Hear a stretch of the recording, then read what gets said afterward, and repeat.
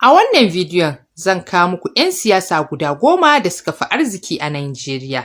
Na 10 shine Nasir Rufa'i, shine gwamnan jihar Rivers na 6. Shekarun shi 59 ne kuma haifaffen jihar Rivers ne. Ya riƙe muƙamin ciyaman a ƙaramar hukumar Obiako daga shekarar 1999 zuwa 2007. Shahararren ɗan kasuwa ne. Yana da motocin alfarma da suka haɗa da G-Wagon mai silke, da Toyota Highlander da kuma Marsandi da Lexus 570 da sauran manyan motocin alfarma. Wiki yana da manyan kadarori a cikin Najeriya da wajenta. Adadin kuɗin Wiki ya kai dala miliyan 600. Sai na 9 wanda gwamnan jihar Kaduna ne, Nasir Rufa'i. Nasir Rufa'i shine tsohon ministan babban birnin tarayyar Najeriya Abuja a lokacin mulkin Janar Obasanjo. Ma'aikacin gwamnati ne kuma ɗan kasuwa ne. Yana da gidaje da kadarori. Yana da digiri a fannin lauyanci. Kuma yana ɗaya daga cikin 'yan siyasa da suka fi ilimi a Najeriya. A ƙididdigar dukiyar shi ta nuna yana da mota ƙirar Lexus SUV da kuma Toyota da Total Land Cruiser da kuma wasu motocin alfarma. An kiyasta dukiyar shi a dala miliyan 800. Willie Obiano shine na 8. Willie Obiano tsohon gwamnan jihar Anambra ne, mashahurin ɗan siyasa ne kuma ma'aikacin banki.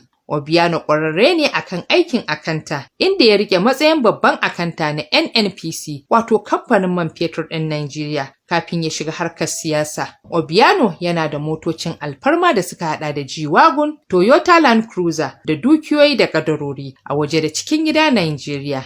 Ƙididdigar dukiyar shi ta kai dala miliyan 900. Rotimi Amici shine na 7.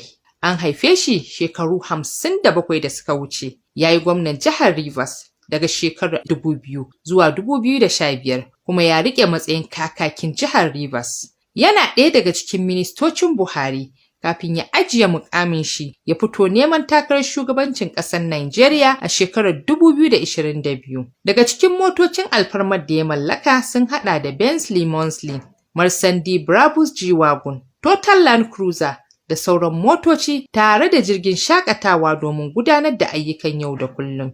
Kiyasin dukiyar Amici ta kai dala biliyan 1.1 na dalar Amurka. Dino Melaye shine na 6. Dino Melaye fitaccen ɗan siyasa ne a Najeriya wanda ya fice wajen nuna yadda yake rayuwar jin daɗin more dukiyar shi ta hanyar tafiye-tafiye da shiga motocin alfarma. Dino ya yi sanata a jam'iyyar APC a yankin shi na Kogi ta Yamma. Daga cikin manyan motocin da Dino yake da su sun haɗa da Porsche Panamera wacce kuɗinta ya kai naira miliyan 48 da kuma Marsandi ƙirar G-Wagon wacce ta kai naira miliyan 39. Daga cikin motocin Dino akwai Rolls Royce da Ferrari da sauran motocin tsire. Adadin kuɗin Dino ya kai dala biliyan 1.5. Richest Okorocha shine na 5.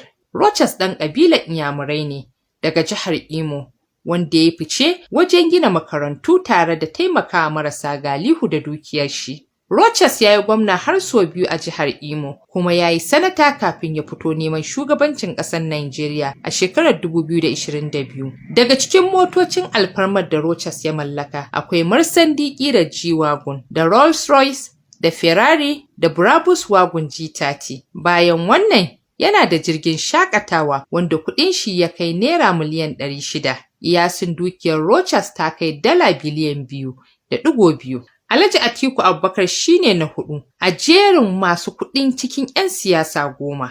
Atiku Abubakar tsohon mataimakin shugaban ƙasar Najeriya ne kuma yanzu haka ɗan takarar shugabancin Najeriya a jam'iyyar PDP. Wannan shine karo na 5 da Atiku ya fito takarar shugabancin Najeriya. Atiku fitaccen ɗan kasuwa ne wanda yake da kamfanoni a ciki da wajen Najeriya. Atiku yana da motocin alfarma da suka haɗa da Total Land Cruiser da Lexus da Brabus G-Wagon. Yana da jirgin shakatawa da yafi kowanne tsada a Najeriya wanda darajar shi ta kai biliyan 1.2 a naira.